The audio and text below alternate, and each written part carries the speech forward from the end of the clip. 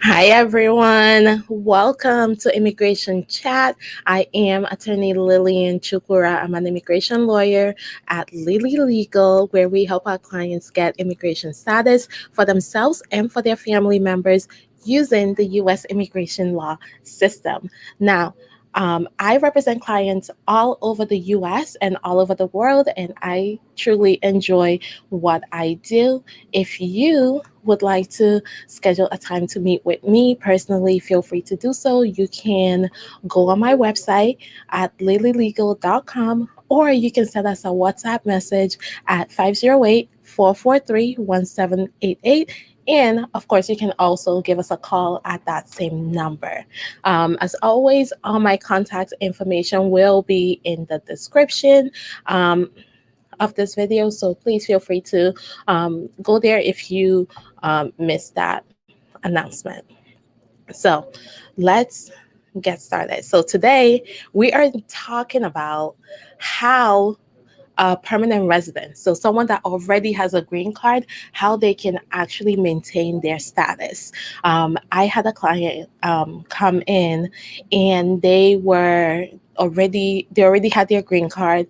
They want to renew their green card and then apply for citizenship. And then we started talking about what's going on with them since they got their green card. And now there's been an arrest, there's been, a bunch of other things going on in their lives that could potentially affect them maintaining their green card. So I know we talk a lot on this page, on this channel, about how to get a permanent residency, how to get a green card. Now, this person already has a green card and they want to know how can they keep it, right? Even with everything going on, even with the criminal records, or I had someone else that was out of the country for over a year and wanted to know what they can do to come back to the US and maintain their green card. So that's what we're really going to be diving into today. I want to welcome everyone that is joining us. And welcome, Erin, all the way from Monrovia. Welcome. And if you're watching this on Peace TV, welcome. If you are watching this on a replay, please feel free to ask me any questions you have in the comments. If you're watching this live with me, you already know the deal. Ask me your questions in the comments and I will respond to you live. If you're watching on the replay, ask your questions and I will respond to you later on. I might even respond to you on a video, do a whole video responding to your questions. So feel free to continue talking with me, chatting with me, and let's get into this. So, first, I want to start for people that don't already know what a permanent resident is. This is a person that has the status to live in the US and work in the US permanently. Okay, that's why it's called permanent residency. A lawful permanent resident is someone that can live in the US and work in the US permanently. This person can travel outside of the US and come back into the US. However, they must maintain their residency in the US. Unlike a US citizen that can, once they have their citizenship, they can move to another country and still remain a US citizen, a permanent resident cannot, right? A permanent resident, you're basically telling the US government that you want to reside permanently in the US. So if you decide to move to another country of your own volition, you might lose your permanent residency. So that is, in a nutshell, what a permanent resident is. Now, let's talk about how do you become a permanent resident? Because that's the next question I typically get is now that I know what a permanent resident is, how do I actually become one? Okay, so you become a permanent resident in one of three ways, right? You can either get it through a family member, that's parents, siblings, spouse, children, right? Or you can get it through an employer, which again, depending on your status and all of that, you might be able to get an employer that's willing to file for you. You can also get permanent residency through refugee or asylum status. So just know there's different ways to become a permanent resident. The only thing is, once you get it, we want to make sure that you keep it. Okay, that's that's what we're going to be talking about today, is how to keep it once you have it. Okay, now what are the rights that a permanent resident has? Okay. Like I said before, you have the right to live and work in the US permanently. You don't have to worry about whether you are legally allowed to stay in the US. If you're a permanent resident, that basically means you are legally able to stay in the US, live, work permanently in the US. Okay. You also have the right to file immigration petitions for your spouse, your unmarried children under 21, and your unmarried sons and daughters over 21. Okay, so that's a right that a permanent resident has. You may also travel to and from the US, but again, you need to remember that if you are going to be out of the US for more than a year, there's certain steps you need to take to make sure that when you come back, you are still a permanent resident. Okay, you don't want to come back and now the US government is trying to say that you abandoned your permanent residency. That's what you want to completely avoid. Okay, so those are your rights. Again, that is to live and work in the US permanently, file for certain family members, example, spouses, unmarried children under 21, unmarried children over 21. Okay, and you have the right to travel in and out of the US. But remember, if you're going to be out of the US longer than 1 year, you're going to need to do certain things to prepare for that, so that you don't lose your permanent residency. Now, next question is, I keep talking about you may lose your permanent residency. How? Right? Can you actually lose your permanent residency? Yes. Okay. You can lose your status. Okay. It's not like, even though it says permanent, it's not permanent. Okay, because you are not a US citizen yet. There are certain rules and regulations you still have to abide by in order to remain a green card holder. So it's really important to know what these things are. Okay, so you could lose your residency if you have certain criminal behaviors, if you are out of the US for an extended period of time, if you are assisting people to come into the US unlawfully, if you make a false claim of citizenship. Okay, all of these things can lead to you losing your permanent residency. Okay, again, criminal activity, extended absence from the US, assisting other people to enter the US unlawfully, and making a false claim of citizenship. All those things can lead to you losing your status. So if you think any of these may apply to you, it is very important that you seek legal advice before you take any trips outside of the US or before you submit any application to USCIS, because it's really important to know what you're doing, what you're getting yourself into. Because, for example, if you know that you have a criminal record and you leave the US, if it's a criminal record that makes you inadmissible, the US government has the right to not allow you to come into the US after your trip. So it's really important that you know this before you travel. Because once you leave the country, it's going to be harder to make arguments for you. Because if you are not allowed back into the US, it's going to be really hard for you to argue to get your permanent residency reestablished. So it's best to do all these things while you're in the US, while you have the support of the US legal system and lawyers that are available and willing to help you. Okay, so you want to make sure that you know these things before you go anywhere. don't take any trips, do not apply for citizenship until you know how any criminal conviction or anything like that can affect you.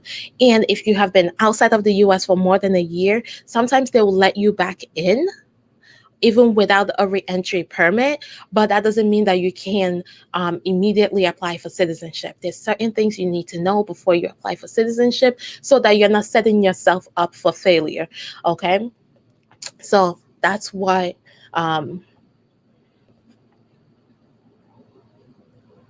okay, so that's what we're talking about. So Erin is asking if the information I'm giving is only about the US. Yes, Erin, it is. I am a US immigration lawyer, so I can really only tell you about how things work in the US and how to get here and maintain your status. I do not have information on European countries. So I hope that answers your question.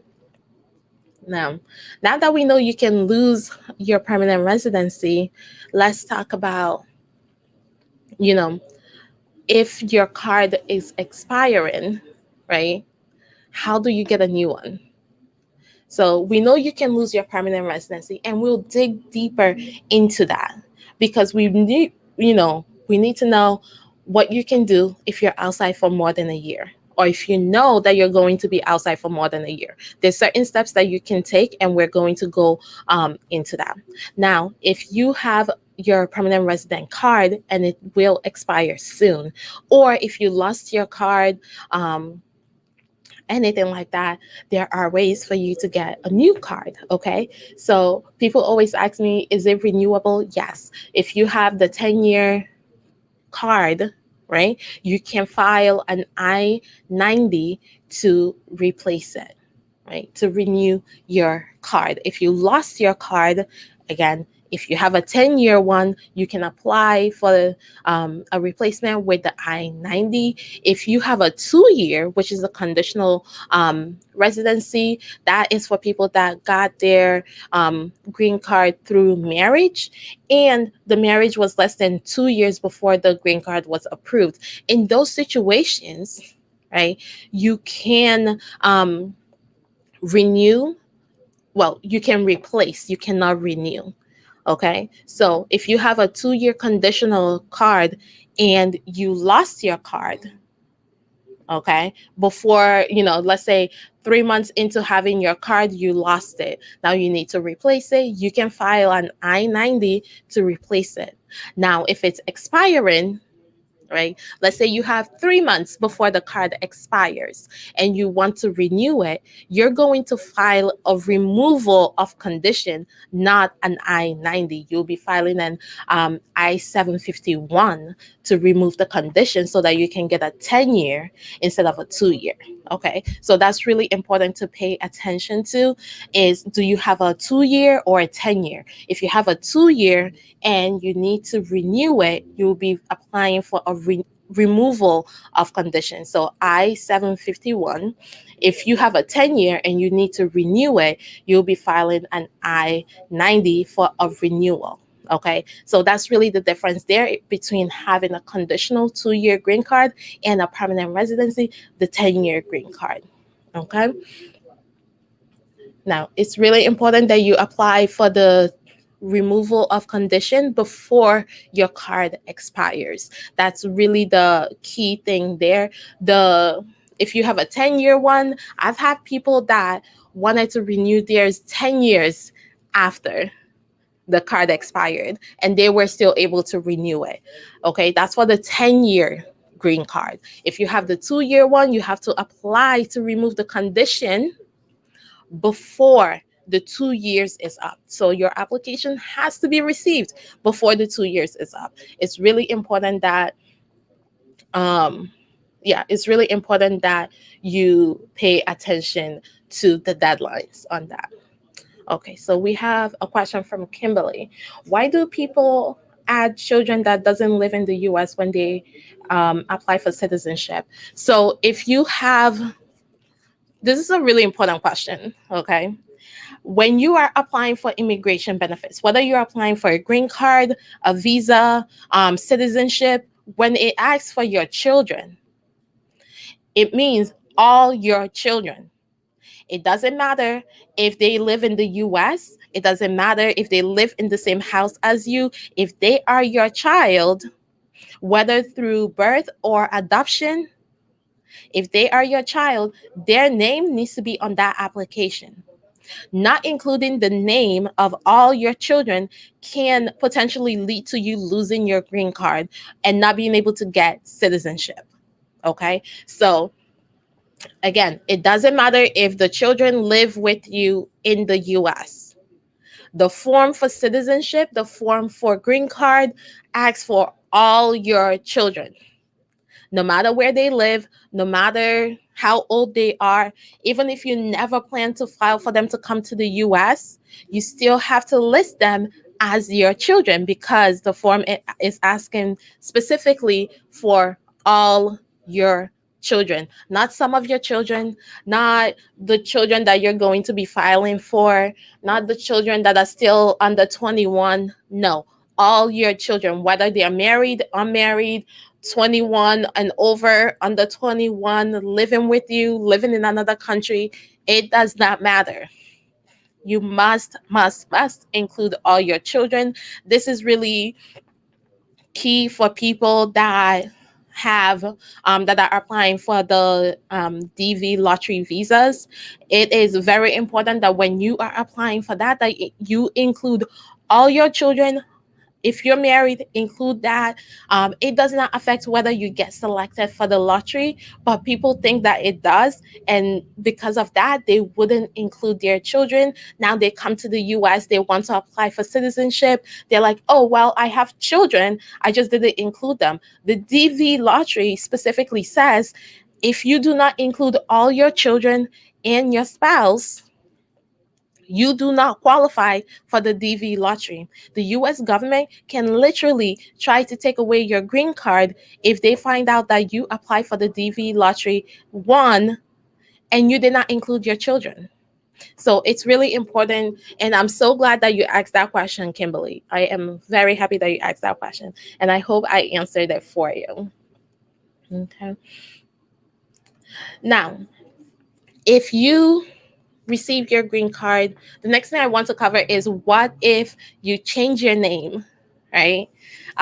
While you have a 10-year green card and you're not ready to file for citizenship yet, what can you do? Or you don't qualify for citizenship yet. What can you do to have your legal name on your card? Again, you will have to file for a new card using the I-90 form, because for you to change your name on your permanent residency card, you have to file for them to issue a new card to you. Now, while you're doing that, know that you also will have to go ahead and change it with the Social Security Administration, showing proof of your name change. So this is typically marriage certificates, divorce certificates, court orders. So if you filed with the court to change your name legally, you'll have to provide evidence of your name change. Okay. Now let's go into the meat of the matter, which is how you can stop yourself from losing your green card. Okay. How you can stop yourself from losing your green card. And that is the key.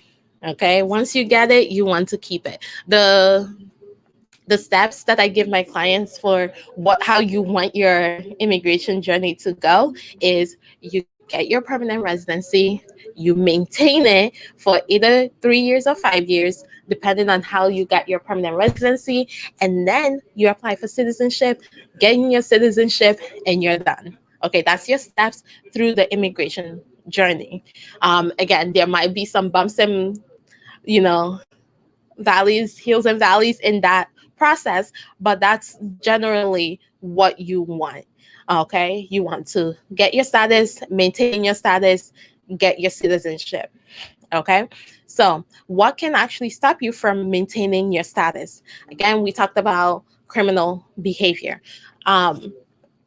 And I want to cover this because sometimes people think that just because um, they were charged, but they had, um, you know, they had probation, that it doesn't count, or they were charged but it was later dismissed, it doesn't count.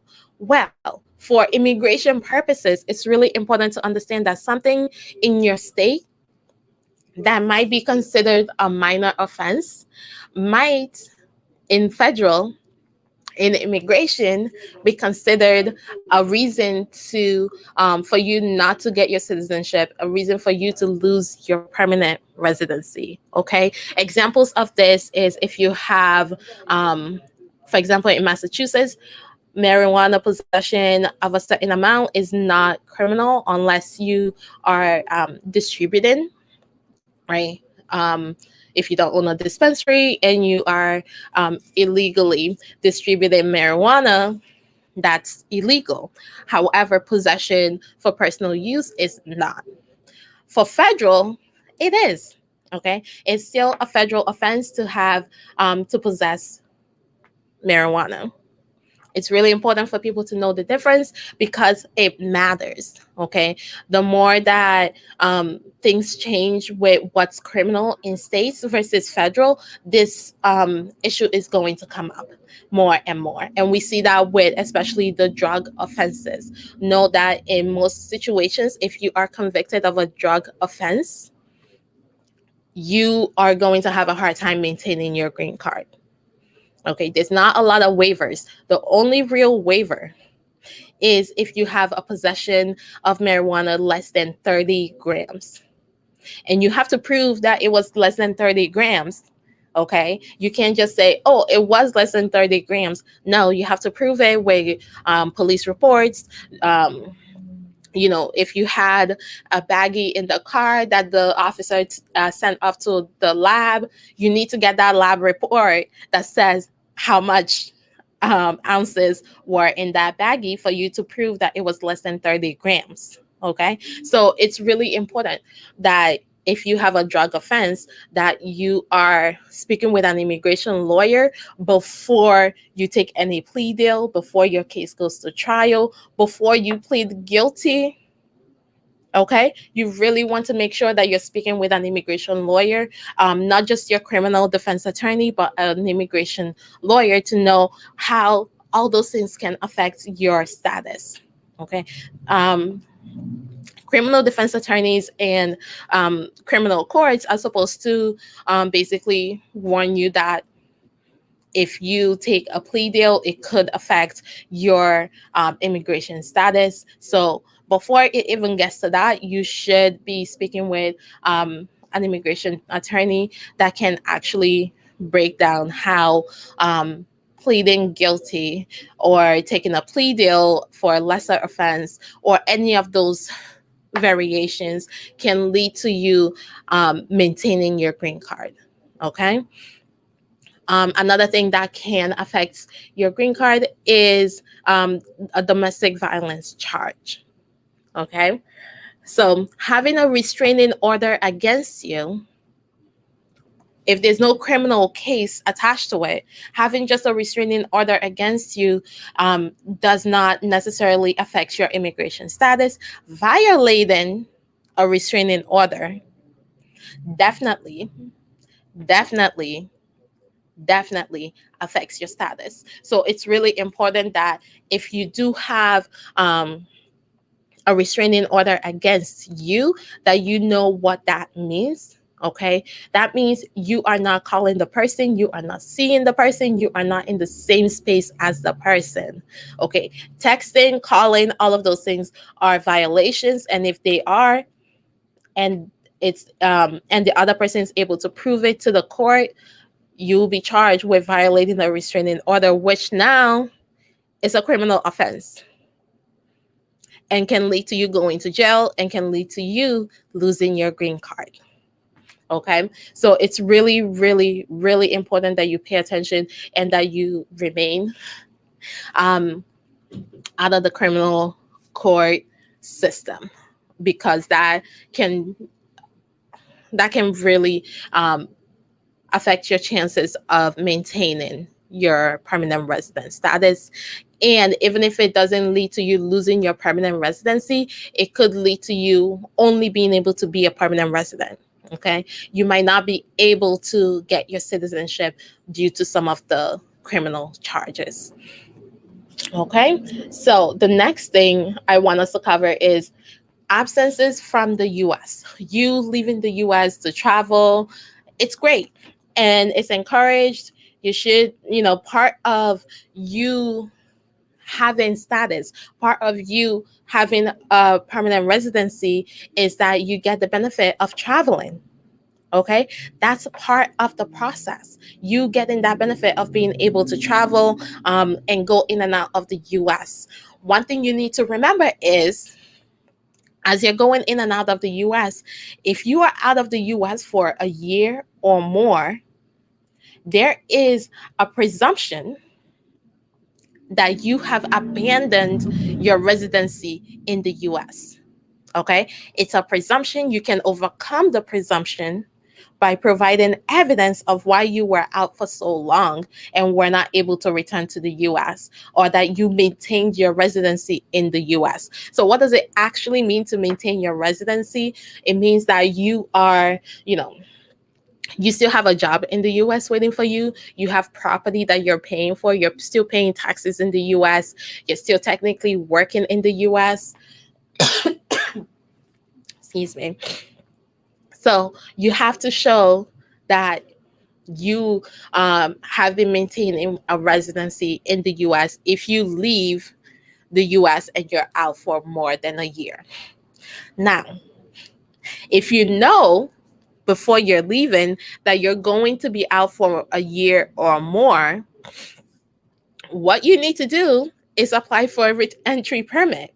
So what does that actually mean? A re-entry permit tells the US government, hey, I want to leave for a year or more, and I want to make sure that you know that I still want to keep my residency. I want to be able to come back in without an issue, without the presumption that I'm abandoning my residency.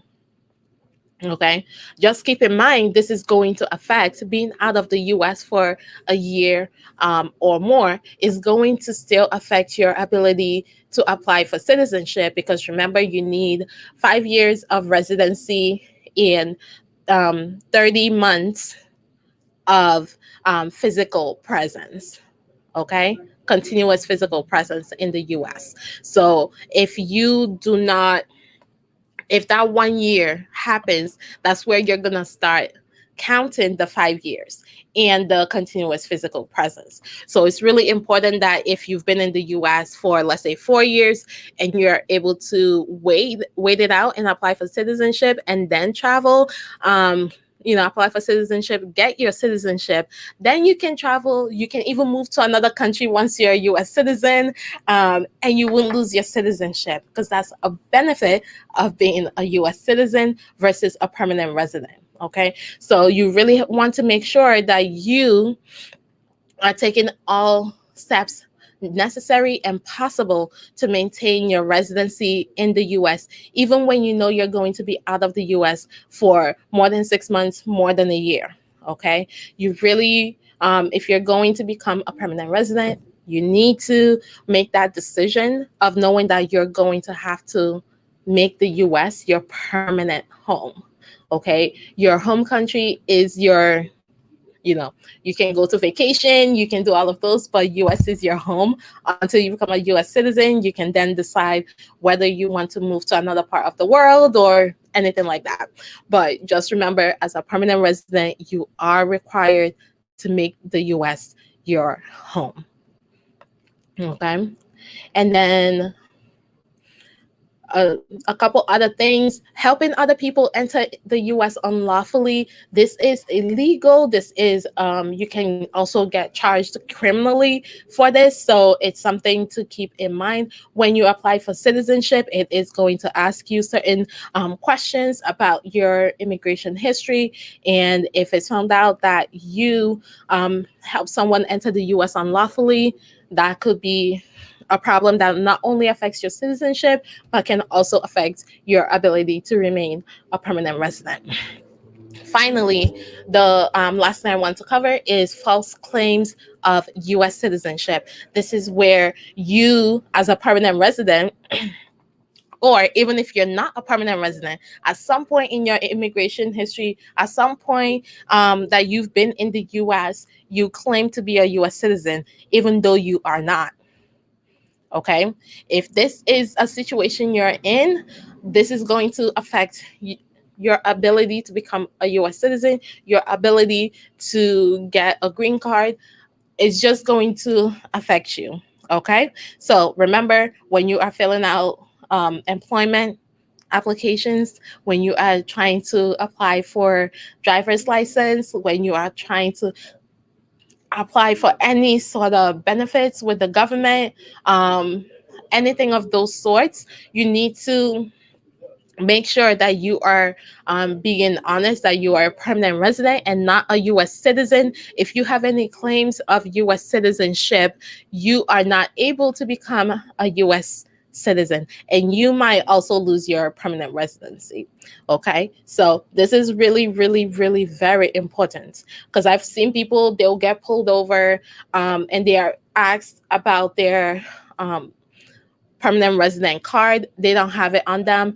And instead of saying that, oh, I'm a permanent resident, I just don't have my card on me, they say, oh, I'm a U.S. citizen. That's a problem.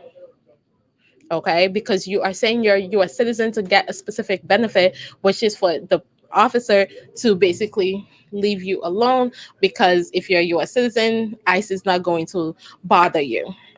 So it's really important that you pay attention to those things. And it's crucial that you do not ever claim on any application, on any, while speaking to U.S. officials, while speaking to law enforcement, anyone, okay, employers. So if you're filling out an I-9, which is what you have to fill out to basically say that you're authorized to work in the U.S., your employer is able to use your I-9 to then search with the U.S. immigration system to make sure that you are authorized to work in the U.S. Okay, if you're filling that out and you put that you're a U.S. citizen, that's going to affect you being able to get your citizenship. Is going to affect you being able to apply for a green card. But today we're talking about people that already have their green card. So if you already have your green card, please, please, please put that you're a permanent resident. Say that you're a permanent resident. Do not register to vote. Do not register to vote. And make sure that when you're filling out your driver's license information, that the person does not check off the wrong thing, because this is what typically happens, is that when you're filling it out, there's a form that says, have you registered to vote? Okay, it doesn't say you must be a U.S. citizen to be registered to vote. Okay, so that confuses people. They go and check it off. Now the system automatically registers them to vote. It's a whole thing. Okay, it becomes an issue. So just pay attention to every single form that you're filling out, and do not say you're a U.S. citizen. There's only like one or two waivers available, right? There's only one or two exceptions for someone that claims to be a U.S. citizen. Okay, if your parents are not U.S. citizens, these do not apply to you. So pay attention to that. All right, so I'm going to take some questions. Okay, Erin is asking, I want to know, being a permanent resident person, if you are allowed to request for more than one or two person to come to you. Okay, so if you are a permanent resident, you can apply for your spouse, your children that are unmarried, so whether they're under 21 or over 21. And if you, let's say you're in the US, you're a permanent resident and you have 3 children and a spouse in your home country, and you want to apply for all of them to come, you can apply for all of them.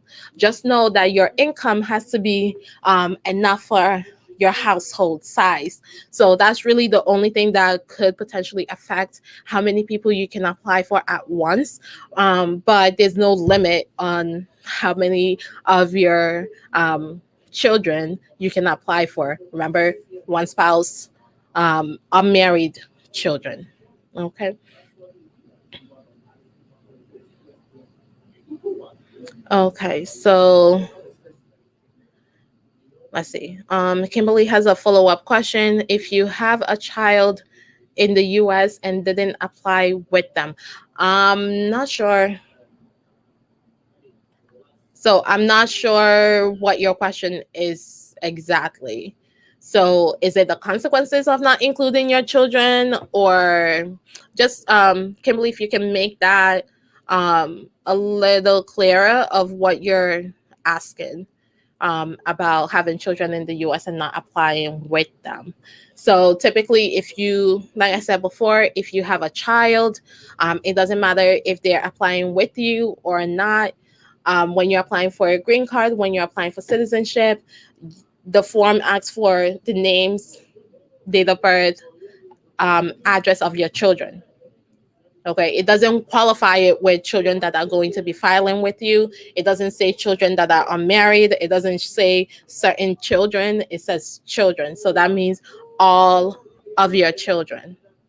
Okay, so that's something to keep in mind. I hope that answers your question. But even if the person is in the US and you're not going to be applying, um, you're not going to be filing a visa application for them, you still have to include them because they are your child. Okay. So, like I said, the steps. Um, so again, if you have any questions, please feel free to put them in the comments. If you're watching on the replay, welcome. Also put your questions in the comments. I'm more than happy to respond. I might also do a whole video on it, so please do ask your questions. All right. So, like I said before, there's certain steps that I want you to take once you have a green card. Okay. So, you get your green card, you maintain your status, and you apply for citizenship. When can you actually get to that stage of applying for citizenship?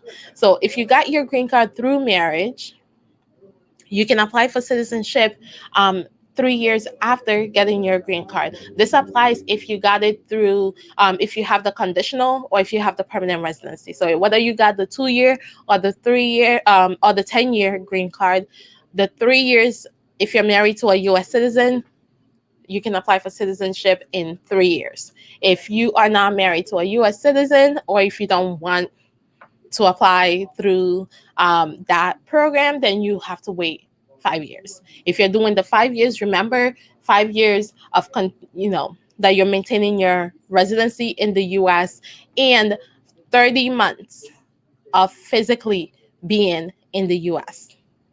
30 months. So for someone that is basically half of the time, right? For 2.5 years, you're here, physically here. You're not out more than 6 months, because that 6 months messes with your time as well. So you have to show that you're a person of good moral character. Again, if you have a criminal history, we should be talking about that before you apply. Okay. You have to know your English. Okay. You have to know your civics. There are waivers available depending on how old you are, how long you've been a permanent resident. If you Okay. If you have a medical reason why you cannot learn English, why you cannot learn the civics, we would do a whole form with your doctor that explains what that medical diagnosis is and how you can, the reasons why you cannot learn English. If that's accepted by US immigration, that means you do not have to take the test, and everything will just have to be done in your native language. So it's really important that if you are not able to learn English, that you're talking to your immigration lawyer before you file, because again, with the test, you only have so many opportunities to pass before you have to pay the fee all over again. So it's really important that you pay attention to that. Okay, so I'm going to take a question from Darlington. Okay. How long can it take if your wife is a US citizen and applied for you? All of your documentation have been sent to MVC and is submitted and approved. Okay, so this is, I'm guessing you're talking about right now with what we're going through. First thing is your embassy open, right? That's really the first question these days. It's not even it's great that your application and your documentation is approved and sent to National Visa Center. However, if your embassy is not open yet, if the embassy is not scheduling appointments, it's going to be whenever the embassy opens and interviews everyone that was before you. Okay, so because of COVID, a lot of embassies were closed. Some embassies are just now reopening, so that's more than a year and a half since the lockdown. So basically, anyone that their stuff was approved before yours will most likely get an interview first before your application. So there's not really, without knowing. Okay, this is never the answer anyone wants, but I just have to be honest with you. Without knowing the number of cases the embassy has in their backlog and how many cases they're interviewing in a day, there's not really a way for us to estimate how long it's going to take. The embassy is not going to give you that number because they want to make sure that they're not putting out a number that they cannot meet.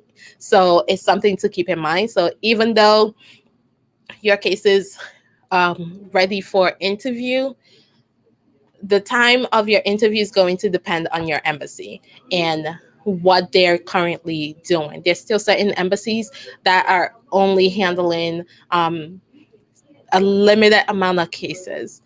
Some embassies even have a tiered system where some types of cases will get priority over other types of cases. But again, because of the limited amount of cases they have going on, you just have to wait.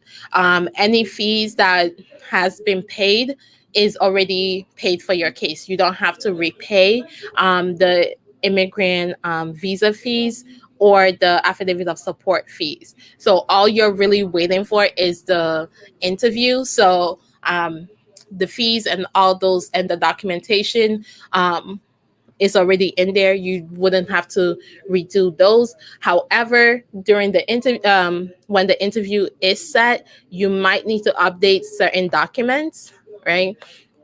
So that's just the only thing you have to keep in mind is, if you did your police clearance, and those are usually typically good for a year.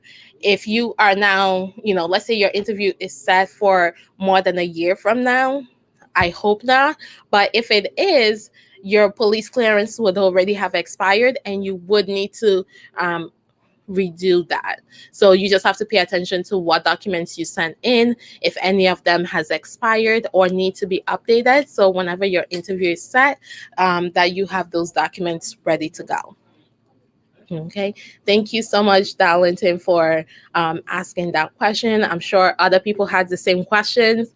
So thank you, everyone that has been so amazing in asking your questions. Okay, if you have any questions or anything else, you can always book a time with me. We can talk over Zoom, phone, or in person by going to my website, lilylegal.com, or by either sending us a WhatsApp message or calling the office at 508-443-1788. Now, that is all I have for you today. If you have any other questions before I close us out for today, okay, I don't see any other questions coming in. So thank you all so much. Thank you for your time. And remember, if you like this video, hit the like button. If you have someone who needs to hear this, okay, please go ahead and share it with them. And if you are listening in a place that you can subscribe and you don't want to miss anything, go ahead and hit the subscribe button. And once again, I'm Lillian Chukura. I am the owner of Lily Legal, and we do immigration law, and we do it well. Bye for now. Okay.